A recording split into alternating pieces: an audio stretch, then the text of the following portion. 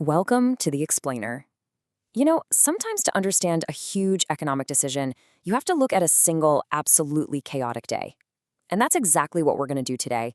Dive into one wild day in the Indian economy to figure out why its central bank did what it did. All right, so let's set the scene. Picture this. April 9th, 2026. The Indian stock market had been on a massive run, just climbing and climbing.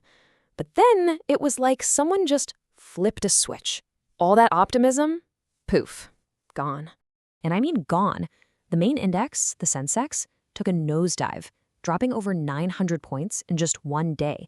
It basically erased every single bit of the amazing gains it had made just the day before. Ouch.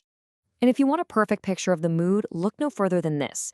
The India VIX, which is basically the market's fear index, shot up by almost 5%. When that number jumps, it means investors are seriously on edge. So the big question is, what on earth happened? Well, to find the answer, we actually have to look way beyond India's borders. The real source of all this panic wasn't local. Nope, it was brewing thousands of miles away, over in West Asia. So what was it? What was the big bad thing that sent everyone running for the exits? Let's break down exactly what spooked the markets. Okay, it was a perfect storm, really. First, this ceasefire between the US and Iran started looking, well, not so certain anymore. Then, things went from bad to worse. Iran actually shut down the Strait of Hormuz. That's a critical choke point for global oil shipments. And as if that wasn't enough, other conflicts in the region started heating up. Just a real mess. Any immediate fallout? You guessed it, oil prices.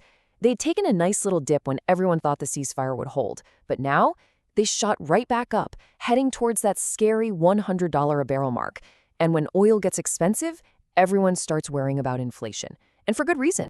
So, right in the middle of all this global chaos and market mayhem, everyone in India turned their attention to one place, the Reserve Bank of India, or the RBI. They were just wrapping up a big meeting to decide on their next move. The suspense was palpable. What were they going to do? Okay, before we get to their decision, let's do a super quick refresh on what we're talking about.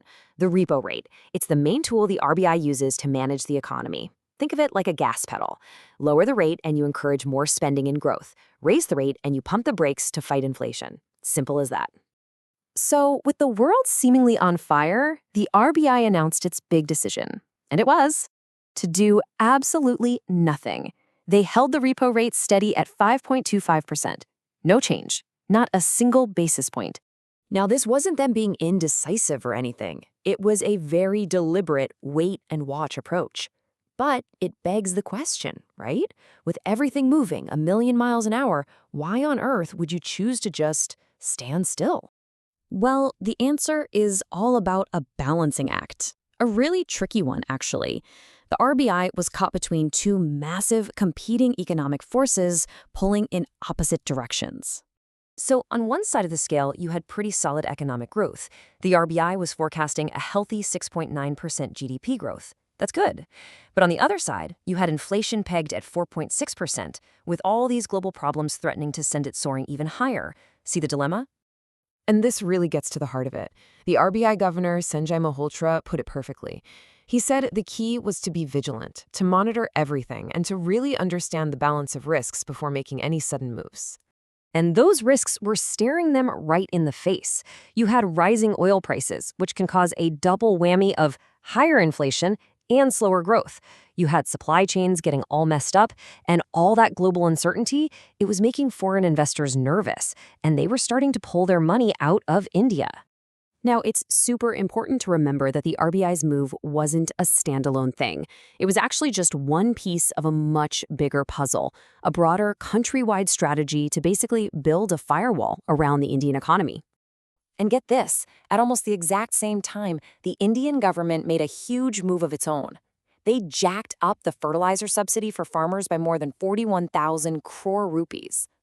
This was a direct shot aimed at protecting the country's food supply and its farmers from all that craziness happening globally. So you see the pattern here? From the central bank's interest rate decision to the government spending, the game plan was crystal clear.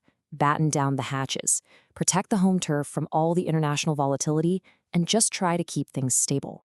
So I think the big takeaway here is that when the world is throwing curveball after curveball, Sometimes the smartest play isn't a dramatic swing, but just holding your ground.